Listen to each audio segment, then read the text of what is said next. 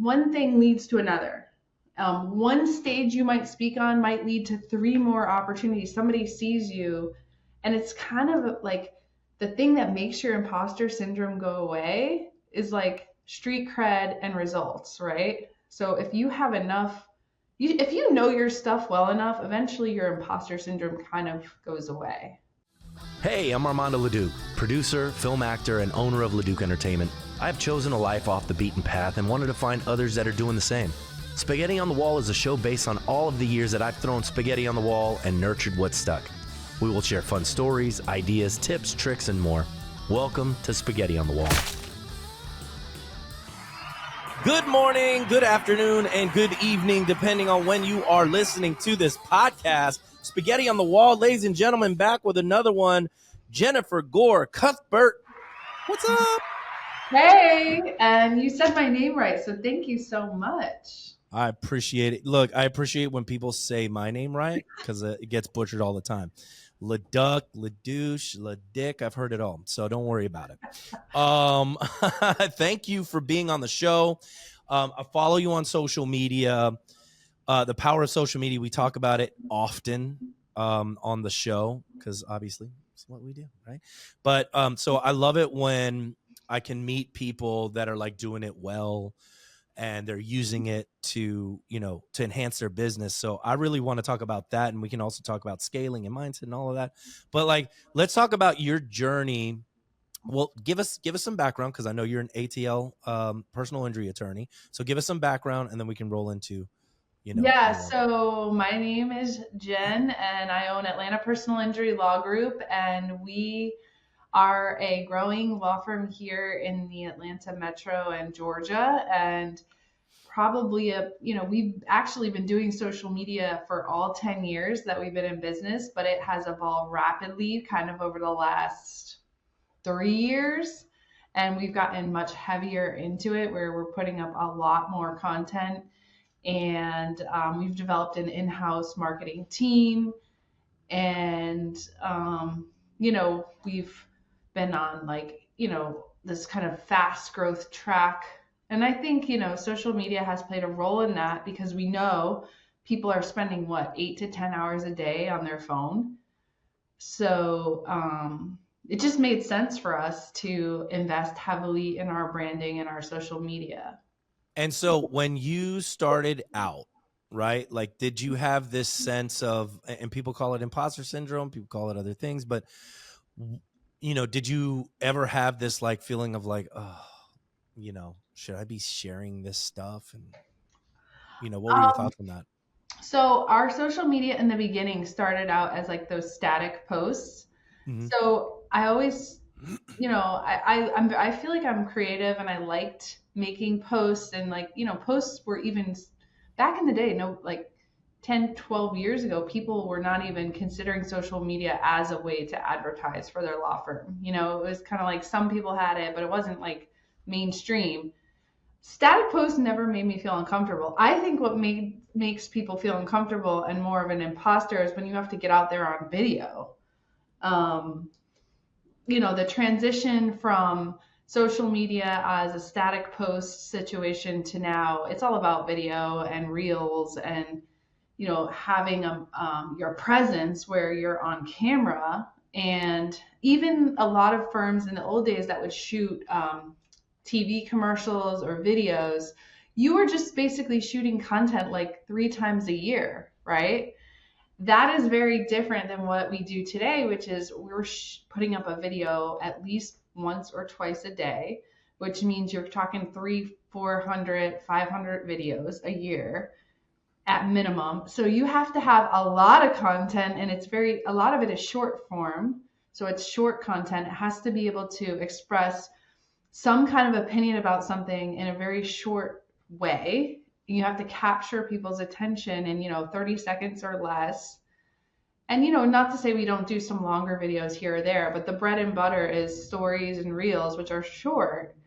And so it's like having to put yourself out there and get complicated legal terms in a concise and short way. That's a true challenge, right?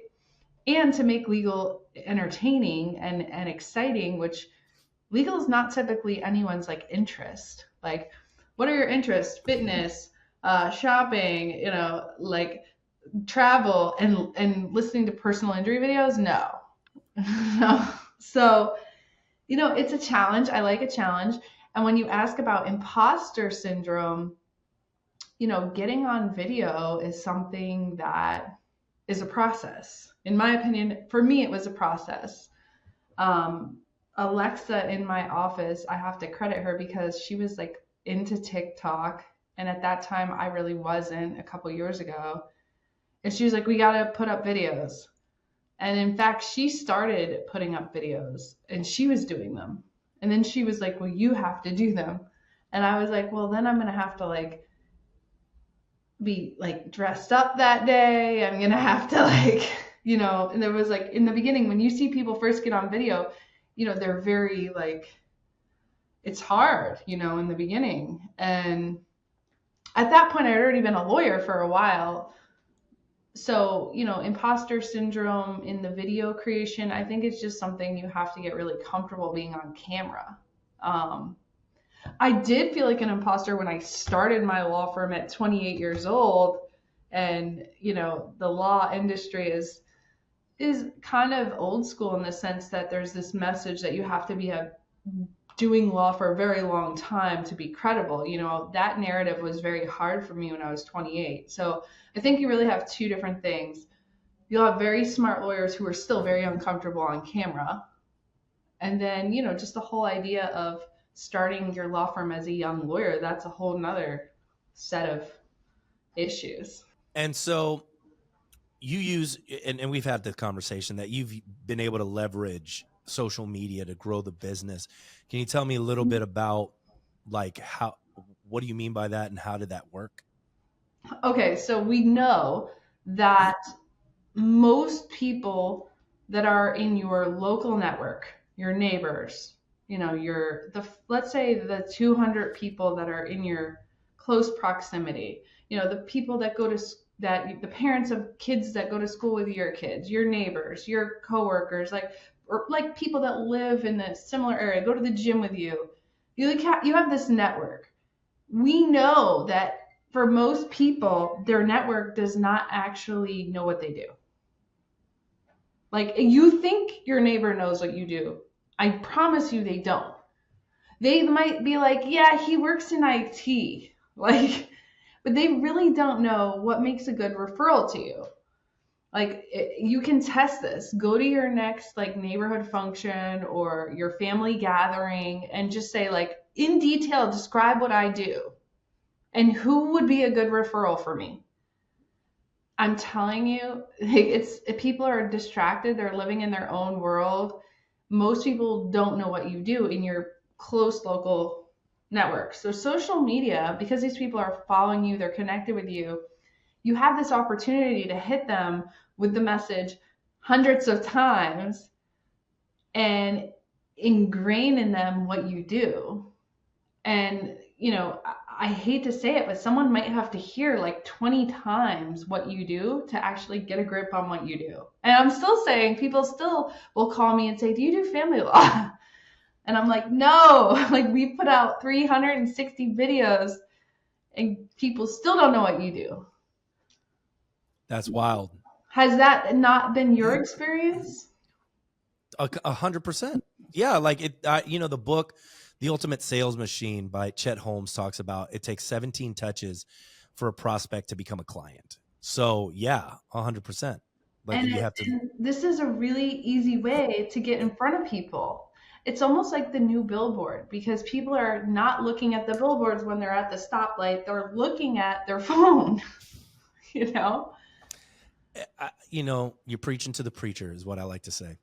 Because I think that I had a conversation, not with an attorney, but an author who doesn't like do social media. And I'm like, he's like, I don't want to post my sandwich, on social media. I'm like, well, you don't have to, you know what I mean? Like there's so many ways you can share your story these days. What do you mean by you don't want to share your sandwich? Well, he just like, I don't want to post videos about my lunch. And I'm like, Oh, okay, like eating lunch? correct. Yeah. Like he just didn't want to take pictures of what he's eating for lunch. And I'm like, Here's the thing. It doesn't really matter what you like. What does your audience want to see? there you go. Because it does shock me like how people would rather see my outfit of the day than anything of me talking about legal. And I'm like, gosh, like that's why do they want to see that? But here's the reason why. Your sandwich and my outfit are more relatable than some fact about law that may or may not be relevant to their life. People want to work with people and want to connect with people that they know, like, and trust. And like everyone eats, everyone has to get dressed. So I think the thing is, you got to find ways of being relatable to people and then just kind of sprinkle in and remind them what you do.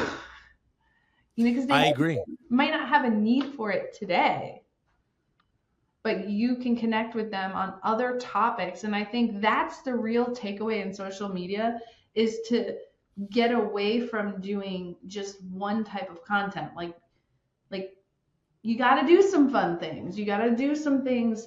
Some of the most successful people on social media are not even talking about their primary business. Correct. You follow Yeah, Alex and Layla Hermosi. of course. They don't typically day to day talk about the nitty gritty of each one of their companies and like how their company, like the technical parts of their company. They're talking about a lot of universal topics of hiring, and experiences of being an entrepreneur, which is really relatable to a significant population. So I feel like when I look at you on your social media, you're positioning yourself in a way where you're being asked to speak. You're no, you know what I mean? Like that feels like that's the next step for you. Is that the next step for you? Yeah, so probably almost 2 years ago now, I got the opportunity to speak on stage at a really big legal event with a bunch of heavy hitter, well known attorneys. And that kind of like launched me into speaking on a ton of other stages. And, you know, it was such an honor to start like kind of getting to speak on all the legal, conference stages. And that's been really, really rewarding. I talk a lot about the branding of our company, a lot about the scaling. When we were on the Inc. 5000 for 2 years in a row, that kind of launched us forward to speak a lot on that, and just different things we've done. We won one of the big things we did this year so far is we won best social media for a law firm at the National Trial Lawyers Summit. I So saw that. yeah, like kind of like one thing leads to another. One stage you might speak on might lead to three more opportunities. Somebody sees you, and it's kind of like the thing that makes your imposter syndrome go away is like street cred and results, right? So if you have enough, if you know your stuff well enough, eventually your imposter syndrome kind of goes away. I agree with you on that. And that's why I tell people just to get started, because the act of doing it and the more you do it, the opportunities come, and that's when the confidence hits. Like I don't think it's ahead of time. Like I don't think you can pre-plan your way to getting rid of it. It is the act of doing it. It's like riding a bike. You can buy the most amazing bike and get the best clothes and a helmet, but if you don't ride the bike, You don't do like it. doesn't matter. You know what I mean? Like you're just gonna have a bike. So I love that you're using this as a vehicle. Do you have a book? Yeah, so this is what's crazy. Like, I totally believe in do things before you're ready. Just jump in, say yes. I had like a whole year of being like, I'm going to say yes to everything that comes my way. And it was crazy because I was like going to an event every other week. But through going to all these events, meeting people, relationships, businesses, relationships, period, I had on my vision board, like, I want to write a book. But in my mind, I was thinking this is going to be like hard. And then I was like, you know what? I'm not even going to think about it. And then literally my friend called me up and was like, we're putting together this book. Do you want to be part of it? And I didn't even have to do any of the hard work. I mean, I just had to write my chapters. And then suddenly I became an author. on this book that's like really well regarded because it's been done by a bunch of lawyers in the industry that we all came together to collaborate. And so then becoming an author gave like another level of, wow, this is like a totally new thing. And people really like take you more seriously for some reason when you're an author. I don't, it's like this phenomenon that happens when people see you have a book. And so we're switching gears here in terms of like scaling a business and you know, and how you've been able to do that. Would you say that the marketing and the opportunities that you've been getting from either social media and other marketing outlets have created the scalability and predictability in your business? So they are all tied together, but not to say that, you know, like if we go back to the very foundation, which I think a lot of people want to overlook, is that I built a machine here. This law firm is a well-oiled machine. Now, there are times when the machine has pieces that break and fly off, and we have to rebuild those pieces.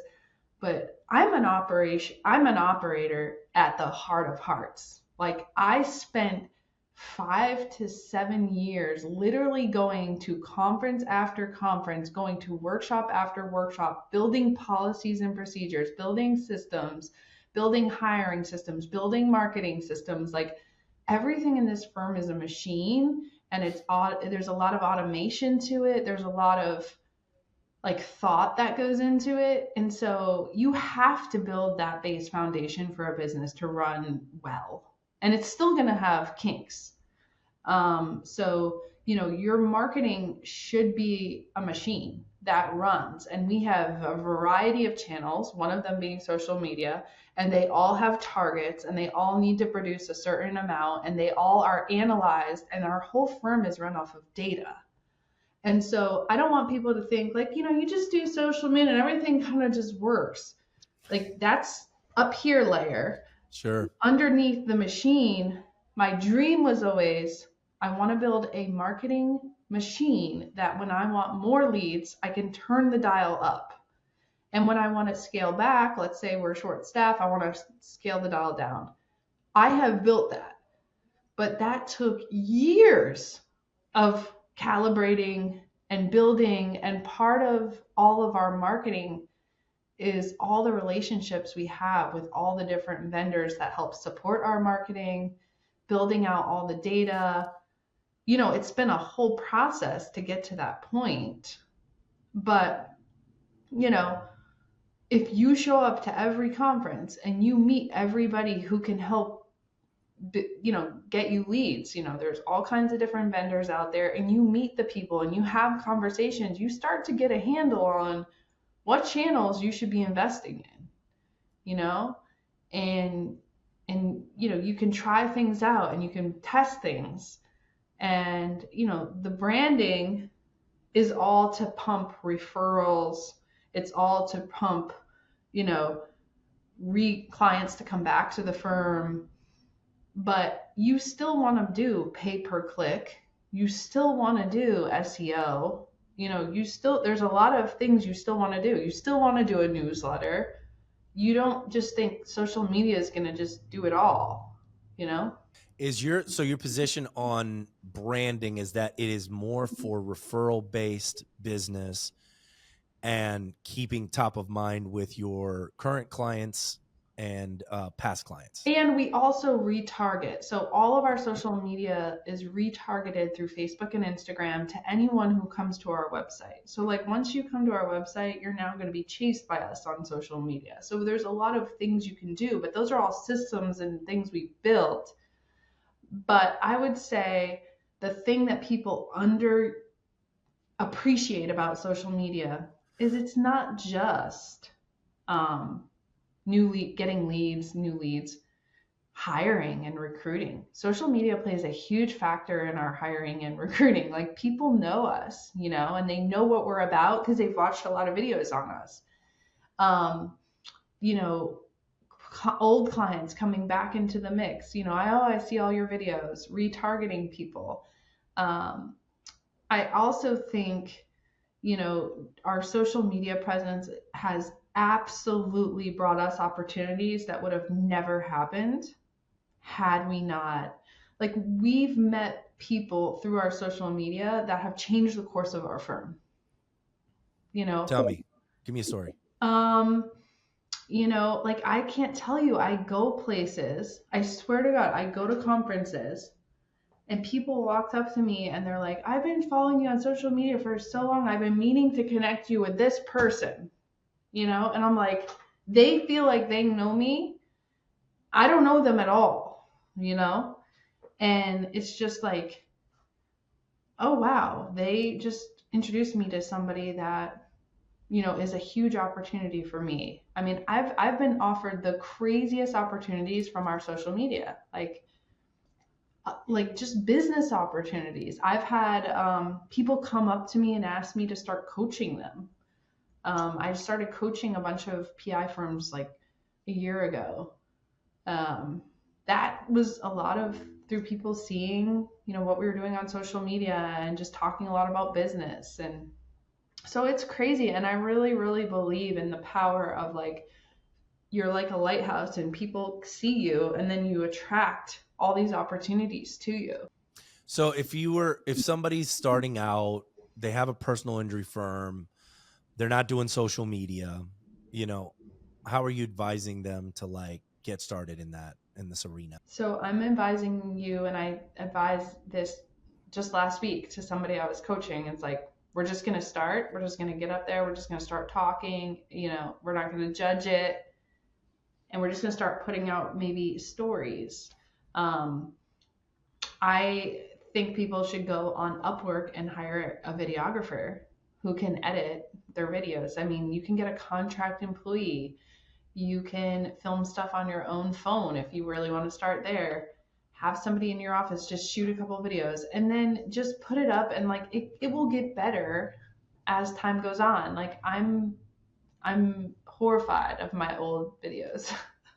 But whatever. Like, it's just part of the process.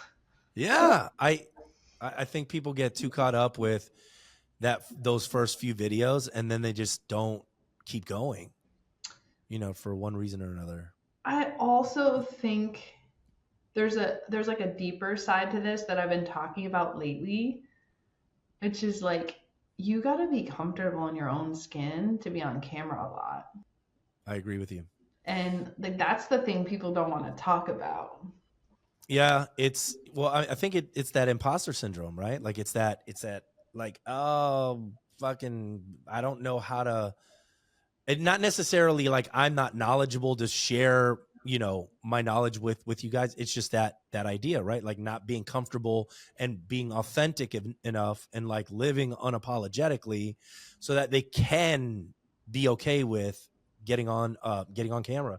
I remember taking an acting class back in the day with this guy named Eric Morris, who teaches irreverent acting, and it just talks about that, like once you get to irreverence, that's when the creative energy happens, right? Mm-hmm. Like that's when you can start getting creative, and that's when things start to happen, and you start letting go. But until that point happens and you're too self-conscious, you cannot be free in order to live your authentic self. And whether that's the trauma that you've had as a kid, people telling you you've never been good enough, or like, who knows, that is what's stopping.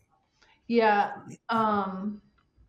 You know, I've done a lot of personal development and I've gone to all these like mindset retreats, which is like another thing that I don't always talk about, but I think sometimes it plays a factor here. I'm like really into personal development, and a lot of personal development is like confronting your limiting beliefs, figuring out where you stop and pushing past those things. And I did this like kind of journey leading up to me getting on video, which I like changed my look, I hired a trainer, like I straightened my teeth, like I did a bunch of things. And it was like weird because at the time I was just like on this journey to like improve myself. And I think, like, if you're really uncomfortable on camera, like think about what are the things that you don't like about yourself, and like maybe you want to improve them, like if you're feeling like, oh my gosh, I look terrible on camera, is that real or are you just being too hard on yourself? Like for me, I just, in my mind, I knew one day I'm going to be doing a lot of public speaking and I want to have straight teeth. I don't, could I have done it without that? Probably, but that just made me really comfortable talking all the time and seeing my teeth on camera all the damn time. And so, you want to build yourself in the image that you want to be. Like I talk a lot about Tony Robbins. He says, I built Tony Robbins, right? That's a character that he built. In some senses, when you're doing social media, you're like stepping into this persona that you've built. And I have a lot of friends that do this on social media, and it's like, look at Layla. She just got what, like a huge nose job? Like she completely redid her face. I'm not saying you need to go that far, but she was like, my job is being on social media all the time, and this thing bothers me. And so it's like a balance between like coming to grips with who you are, but then also improving yourself. And so that you can make peace with this middle zone here. And I know that's kind of like, I almost feel like it's giving opposite advice on each end, but that's like my honest truth. Like, I think if you're, really uncomfortable in your own skin, you're not going to want to get on camera all the time. So you got to attack it at the front end and the back end, I agree with you there. I 100% agree. Like, I also think that it reinforces those thoughts of wanting to be better, right? Mhm. Because if you're saying, hey, I am going to fight for you and I'm going to be your attorney and I'm going to be your advocate and blah blah blah blah blah, but you don't believe it, right? Because like, it's not, you're not being reinforcing, because you're not creating the content. Like that's where the disconnect is, right? Which is why they can do it once or twice a year.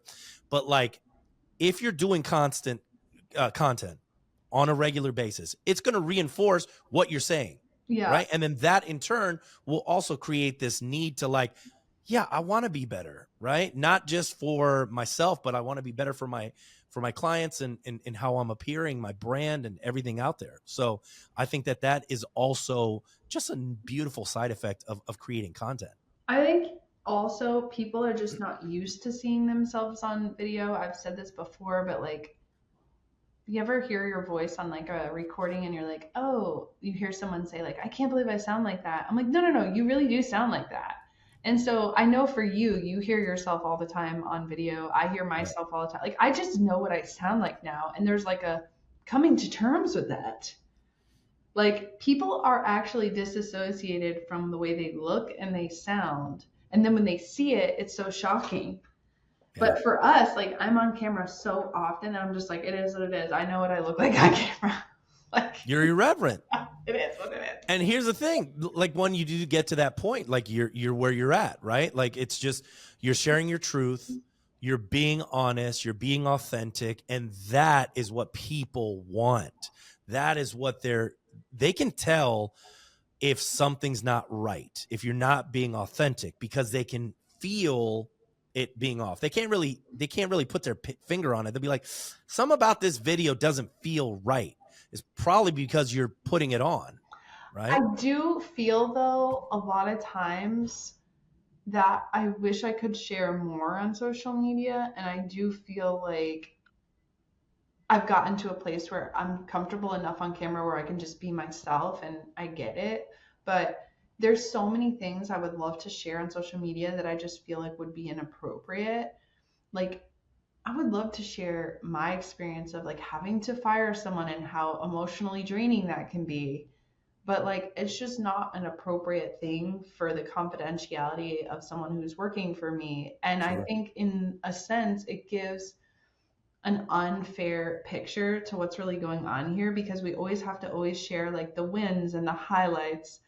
And I think that's goes back to social media can be damaging because we can't always just share like if you don't have a reality check view that social media is a highlights reel, then you can think, oh, Jen never has to terminate anyone, or Jen never had a hard day at work, but there are times that and I'm really trying this year to share more, but it's challenging because you have to watch the boundaries of other people's privacy, and sharing things often infringe on other people's experiences. I agree with you. Plus, you're an attorney. And that's the other challenge with the work we do. We can't share the stories of our client because it's confidential. Right. So how do you manage that? It's a really big challenge. I love a challenge, and I do think that this year my goal is to be more real and share more things, because I don't want people to think my life is just a bowl of cherries and it's just all sunshine and rainbows. That's not real life. Right. But when I say living authentically, it's like I don't feel like what you're doing is put on. It might be a highlights reel, but I also think that it's just that you're doing your thing. You're here at you're at soccer mom stuff. You're at the gym. You're at the you're at the office. So it's like, okay, well, it's life. You know what I mean? And it's just authentic. Nothing. When I look at your stuff, it doesn't feel put on. It's all my And, real life. I might just correct. skip, I might have a terrible meeting that I just don't include. Right. But And look, there's to that point, there's enough negativity. yeah, and I'm really it's such a challenge because I'm anti negative content, but I also do think that sometimes people get this view that success came easy. I mean, I have had to at times work 90 to 100 hours a week, like a mad dog. And then there's times when my business is working really smoothly and I get the freedom to work, less, or to take breaks. And it's just nobody that's really successful would be confused about this. To be really successful and to be an owner of a company, there's going to be times when things are running great and it looks like you have a lot of freedom. And then there's times when shit hits the fan and you got to get down in the trenches and fix shit, and it's not pretty, you know? But Been there. that's the entrepreneur's burden and gift, right? I mean, it's a privilege and a burden. Yeah, 100%. Jen, tell them where they can find you. I know you're all over the place. It's been a pleasure. I love talking about this stuff. I mean, I could talk about this all day. 30 minutes passed and it felt like 15 minutes. Yeah. Thanks so much for having me. You can find me on Instagram at Jen Gore Lawyer, two N's in the Jen. I'm sure you'll put something in the show notes. My email address is Jennifer at ATL Injury Law Group. You got any great opportunities? Email me. Um, 100%. and our website, www.atlinjurylawgroup.com. And when you do speak on these stages, what are the topics? Just to I know. talk a lot about women in business. I talk a lot about branding and social media. I talk a lot about scaling and growing fast companies. And yeah, generally leadership. We are run on EOS, and coaching and mentoring. Very cool. I just had Gino Wickman on my show a couple of days ago. So awesome. Yeah, it was really Yeah. cool. He just wrote a book, so it's coming out on Tuesday. It's called Shine. Really Oh, I'll recommend have it. to read it. Yeah, Did you it's interview really him on that topic? yes. So we got it's all about vibrations, and when you get to the top of the mountain and you've gotten everything that you wanted, and you just still don't feel fulfilled. Oh, I'll You have know, to read that one. oh, it is the it was just like Hold on, is there a top of the mountain? I mean, like, well, he said that he got to the peak, that he got to the top of the mountain, and then he realized, you know, what was fulfilling him wasn't really fulfilling him, and that's when he started looking inward and a whole, yeah, it's just, it's very, very transformative, very metaphysical, but just so cool, man. He's just amazing, amazing guy. Yeah, one of my mentors is in his book. who was one of his test studies. So I'm like 1 degree removed from him. And like, I just believe so much in the EOS system. We're part of Fireproof, which is kind of like the law firm version. Nice. And it's just like building a leadership team is something I think a lot of people, need guidance with. The EOS system really can help you build an amazing company if you follow it and you're disciplined. But I'm kind of the mindset that life is about the journey, not the destination, and you gotta Yeah. love like the process. I agree with you. I think, I was at a thing called the Visionary Summit last week, and it's a group of visionaries that meet, twice a month, but like, super high visionary type people, which was like, oh, that's me, the weirdo black sheep of the family, and there's all my people. So it was really cool to be around that environment. It was really like talking about the high vibrations and, consciousness and where you are and manifesting and tapping into the infinite and all of that. And I was like, all right, well, let's see what's up with this, and I've been trying it out for the last week. It's been amazing. So they had like a thing for you to try out, like a way of thinking.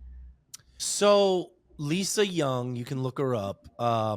She came in. She's a medical doctor from New York, and she came in to talk about like just pre-decision, how to like approach that. But then like we got into like other topics, and then she started bringing up like quantum physics and Oh, high vibrations and all. I mean, it was just incredible. And she was like, Armando, you are cutting yourself off because you're trying to hold on to something so tight, and you're just so focused on getting to the end, but you're not giving yourself enough time to see if that end result is actually what you want, and you're not giving yourself the opportunity to see if something else can't come into your life that may change or give you opportunity that you're like, man, I would have never done that because I'm going 120 miles an hour. okay. So the way I think about this concept is that like life is like a river, okay?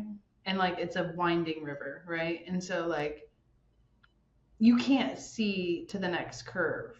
So like you can see maybe a certain amount down, but like when you get down to the next curve, opportunities and challenges might be there that you couldn't have seen 3 5 years ago, right? Right. And so I only kind of operate in like 3 year windows, and I don't even worry about the later because I actually believe what's for me in this lifetime is so big I couldn't imagine it right now. And Nice. so I don't even try to. Like I just think about what's in my visual like right now. And then there could be, because there's things in my life now, and I'm sure this is the same for you, that I couldn't have imagined 5 years ago. Oh yeah. So like why bother? And like Oprah always says, like the life she leads today is so beyond her wildest dreams when she was 21. If she had said, "This is what I'm going to do," and put a lock on it, it would have been so limiting because it's Yeah. so beyond anybody's wildest imagination of the life she's created. So I don't try to think about like, although I do know I'm living over 100, but I don't try to think about in detail because I know your vantage point is going to change so dramatically. Yeah. And so I just focus on manifesting opportunities and like really staying in like a more open place. And I see Yes. so many entrepreneurs, like their one business was meant to lead them to their next business, but then they don't want to kill the original business because they're like, well, this is all I do. I have friends that are doctors that became lawyers, and like, their calling was to eventually become a lawyer because they saw terrible things happening when they were a doctor. But like if you're like so vested of like, well, I went to medical school, I can only be a doctor. What if like your calling is over here and this was just part of your journey? Like you really need to remain open to be able to let those things come, because I feel like in my life I've like missed some of those because I was thinking in that more fixed way. Yeah. No, do you know anything about improv? Yeah. Like improv comedy? So Yeah. the biggest thing about improv is yes and. trusting your instincts, saying the first thing that comes to your head. But like I've always, since taking improv at UCB in LA, the yes and mentality, just things in general. So not only am I going to say yes, but I'm going to build on that and see where it goes, right? Instead of just like, because you never know. You never know, right? So let's keep it open and let's see where it goes, because, And not a coincidence. the thing about yes and is that we're multidimensional people, and I think that's one of the things that used to get me stuck when I was younger, is that people would say, "Well, you're a lawyer. You can't also be on social media. Like you're not an actor, or you're a lawyer. How can you also coach people?" It's like, no, I'm like 25 things. Like I'm not just one thing. And it's like people always want to put you in a box of like you're one thing. Most of the most successful people in the world are like involved in a lot of different things. Yeah. You Yeah. know? 100%. Jen, you don't have a podcast, do you? So we have it on our board this year to launch a podcast. I was on like 15 podcasts last year, and I was like, I love doing this. I love talking with people. So Yeah. that's like one thing we want to do. And it's like people are like, oh, well, who's going to have time for a podcast? But I think like when you feel called to something and it continues to be something that comes into your mind of like, this is something calling to me, you cannot ignore that. I agree with you. Has that been your experience with the podcast? Yes. The podcast, I mean, I would have, I've read Traction and Rocket Fuel. To think that Gino Wickman would have come to my podcast 3 years ago would have been like, wait, what are you saying? And now like, yeah, he was on the show. Joey Coleman, who wrote, Never Lose a Customer Again, which if you haven't read that Amazing book, it's incredible. Yeah. So he was on the show this week, and so now all of these high caliber people, you yourself are on the show, right? So all these high caliber people are coming on the show, and I'm like, and the opportunities that are coming from that, because like Gino's like, man, this is a real good culture fit between us. Let's see, let's talk. And I was like, all right, well, let's talk, But do you see how at that time, 3 years ago, you did not think that you were on the same vibrational frequency as Gino, and you really were? Not 3 years ago, I wasn't. But like that's the imposter syndrome. Yeah, but yeah, you're right. And you're right. Was the imposter syndrome, was it because I did, 3 years of podcasting and all of, that got me to this point, right? That's one, you know what I mean? But like, I had to get over the imposter. So I come from acting, right? Like I've been an actor since 98, done theater, television, film, but it was comfortable for me because I could put a mask on as far as the character, right? Because it was like, it was not Armando, it's the character, right? So like if somebody was judging me, I didn't have to be judged on that. But when I started creating content and I started doing my podcast, I had major imposter syndrome because it was me. There's nowhere to go. There was nowhere to go, and so now I'm just like, whatever, like if you don't like it, you don't like it. People hate on me and, whatever. Like, hey, listen, if you're going to put yourself out there are going to be people that hate on you, and you're going to have trolls. I'm sure you have trolls. Yes. And like, we need to let people know that's kind of like comes with the territory. That's okay. That's fine. Yeah, it is. And you will grow into it. Like you will go. I don't think the trolls don't come out at first. They don't. They come out about 6 months, and on. But at that point, you're in, and you're doing it, and you don't care. You know what I mean? So it's just like, yeah, I feel bad for people that kind of like spend their time tearing other people down online, and they can just go somewhere else. In my mind, like you don't have to watch my content. And also, like if you're gonna have a point of view, you're gonna be polarizing, right? And if you have no trolls, your message might be too like vanilla. Yeah, it's just like you have no opinion because there's going to be people that disagree with you. And the one thing I always think is like it might feel really hurtful to you when someone says some of the things that they're going to say, but like they're already on to the next person that they're not usually thinking about you that long. It's just like they're on to the next negative comment. And so like you can't take it to heart, and like Or have somebody else read the comments and just don't read the comments. I don't think that it's healthy to like really spend a lot of time there. Yeah. I mean, I have people that like are on my trolls that like say things like, Jen thinks she's a celebrity, and I'm like, and so what if I do? Like, Right. like whatever, It's kind of, some of them are kind of funny. Yeah. I don't spend much time on it. I think they're funny. Like, or I'll go in and I'll go, yes, I'll like super validate them. You know what's Like, the craziest stuff that I have to deal with is the people that go crazy about my clothes. It's like what are I they doing? never expected that. Like people, like some weird people on there that like love to talk about like women's hosiery. Yeah, it's a very weird. Like there's all these parts of the internet you didn't know exist. I know. I know. I'm like, who knew? I feel bad for women in that respect when it comes to social media, because I don't get that. Nobody cares about my hosiery. You know what I mean?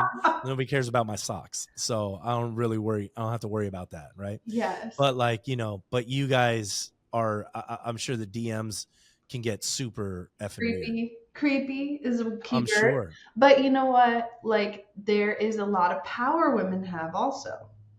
So you have like the negative side and then the positive side, like everything is the law of polarity. Yeah. We could talk all day. No, and we will. I think we'll, we should do another one for sure. But look, I appreciate it. Jen Gore-Cuthbert, look her up. She's easy to find. If you guys are in Atlanta and you've been hurt in a wreck, hit her up. And if you guys are looking for a speaker for your thing, then hit her up too. She can talk about scaling a business and social media and all of that stuff. But follow her stuff. It's really fun. And I really appreciate you being here. Thanks so much for having me.